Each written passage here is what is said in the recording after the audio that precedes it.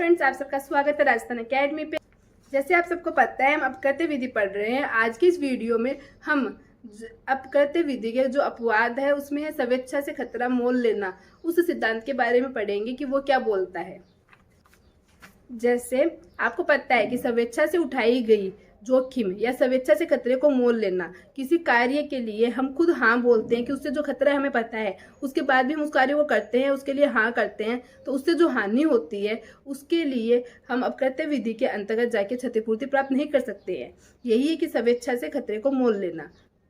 ब्रोकलेट्स auto racing के बाद में बताया गया है कि वादी नॉर्मल रेसिंग देख रहा था, तभी जो दो रेसर्स थे उन्होंने आपस में भिड़ के प्रतिवादी जो वादी है उसके पास आके गिरे, तो वादी को चोट लगी। तो वादी ने न्यायालय के अंदर जाके वाद दायर किया कि मुझे क्षतिपूर्ति प्राप्त चाहिए। तो फिर न्यायालय ने बोला कि आपने वहाँ रेसिंग में बैठ के जो आप देख रहे थे उसमें आपने स्वेच्छा से हाँ की है कि जो भी खतरा होगा या जो भी होगा उसके लिए आपने स्वेच्छा से हाँ की है, इसलिए आप क्षतिपूर्ति प्राप्त करने के हकदार नहीं हैं। इस प्रकार एक वाद और है, आर बनाम डोनावोल। इसके अंदर बताया गया है कि बॉक्सिंग के अंदर नियम है कि आप ग्लव्स पहन के जाएं, बट आप ग्लव्स पहन के नहीं जाते हैं या कोई नुकीली चीज़ लेके जाते हैं। फिर उससे जो जोखिम, जो खतरा या जो हानि उत्पन्न होती है उसके लिए आप बोलते हैं कि उसने, सामने वाले ने जो बॉक्सिंग के लिए खुद ने स्वेच्छा से हाँ की है, तो वो नियम लागू नहीं होगा क्योंकि आपने वैध नियमों का पालन नहीं किया है। आपको वैध नियम पालन करने की आवश्यकता है यदि आप स्वेच्छा से मतलब इस अपवाद का यूज करना चाहते हैं। तो अब देखते हैं इसके आवश्यक तत्व है।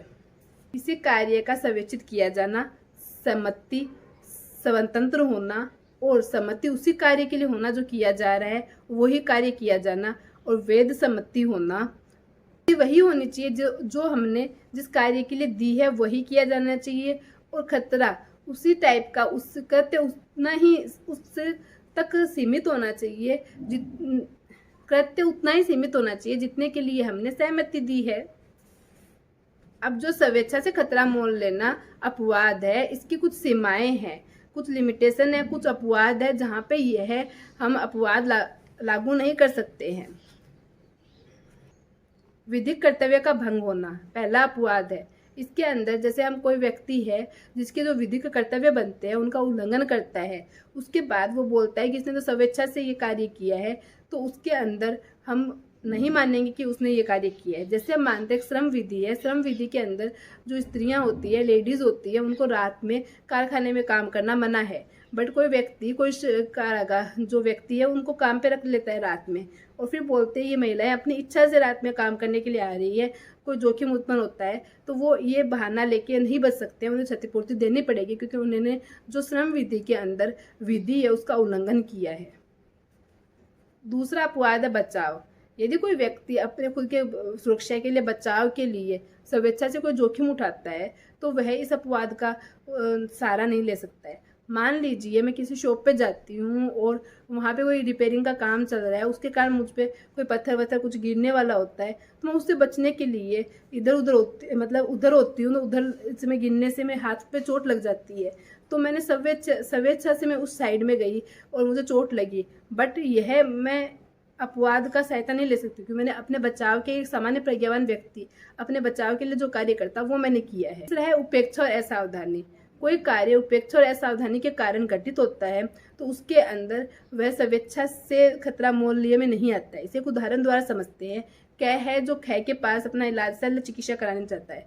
शल्य चिकित्सा में जो भी खतरा उत्पन्न होगा उसने उसके लिए हाँ कहा है, बट जो चिकित्सक है, जो डॉक्टर है, वो कोई लापरवाही या असावधानी बरतता है, उससे कोई उसको क्षति पहुंचती है, वह उत्तरदायी नहीं होगा, उसके लिए वह क्षतिपूर्ति प्राप्त कर सकता है। उसमें स्वेच्छा से खतरा मोल लेने वाली जो ये अपवाद है उसका सहायता नहीं ले सकता है, उसे क्षतिपूर्ति करनी होगी।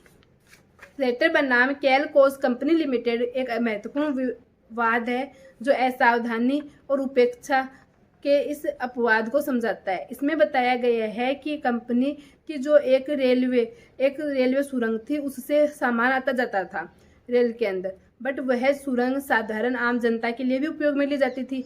कंपनी ने अपने सेवकों को बोला था कि आप सुरंग से निकलते समय अपनी गति धीरे रखेंगे और सीटी बजाते हुए आएंगे, बट कंपनी ने उसके निर्देशों का पालन नहीं किया और एक स्त्री जा रही थी, उसके सुरंग से निकल रही थी और उस गाड़ी से टक्कर हो गई।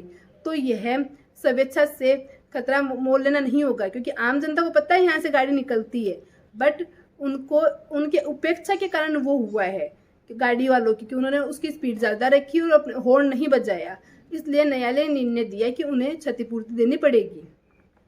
इस प्रकार हमने देखा कि 3 महत्वपूर्ण अपवाद आते हैं स्वेच्छा से खतरे को मोल लेने के। उसमें पहला रहता है विधिक कर्तव्य का भंग करना, दूसरा रहता है बचाव, तीसरा रहता है उपेक्षा और असावधानी। इसके अंतर्गत हम स्वेच्छा से खतरे के मोल लेने के अपवाद का उपयोग नहीं कर पाते हैं। Thank you for watching. Video अच्छा लगा तो सब्सक्राइब करना ना भूलें।